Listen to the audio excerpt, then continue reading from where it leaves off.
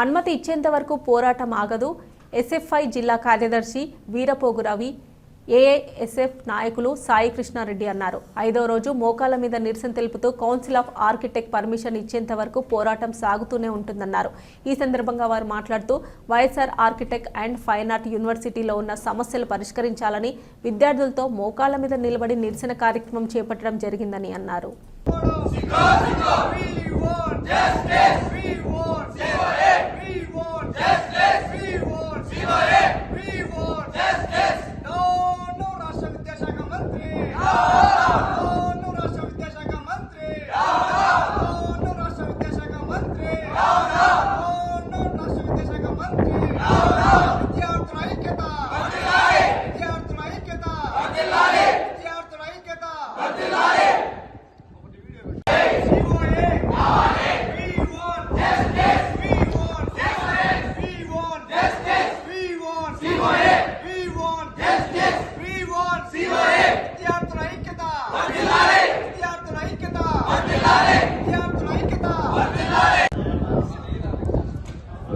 ఈరోజు ప్రధానంగా కడప జిల్లాలో ఉన్నటువంటి YSR architect and fine arts యూనివర్సిటీలో సందర్శించడం జరిగింది.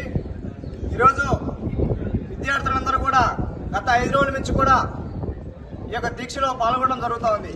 కనీసం దీక్షలో భాగంగా ఈరోజు విద్యాశాఖ మంత్రి చూసి చూడట్టుగా ఈరోజు ప్రవర్తించడం కరెక్ట్ కాదని చెప్పేసి భారత విద్యార్థి ఫెడరేషన్ ఎస్ఎఫ్ఐగా మేము సూటిగా అడుగుతున్నాం.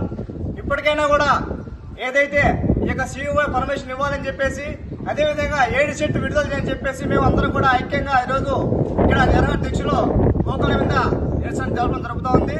ఈరోజు ఏదైతే ఈ యొక్క సమస్య పరిష్కారం అయినంత వరకు కూడా ఎస్ఎఫ్ఐ ఆధ్వర్యంలో, ఏఎస్ఎఫ్ ఆధ్వర్యంలో రాష్ట్ర వ్యాప్తంగా పెద్ద ఎత్తున ఆందోళన చేపడతామని చెప్పేసి డిమాండ్ చేస్తూ ఎస్ఎఫ్ఐ జిల్లా సెక్రటరీ వీరపోగు రవి.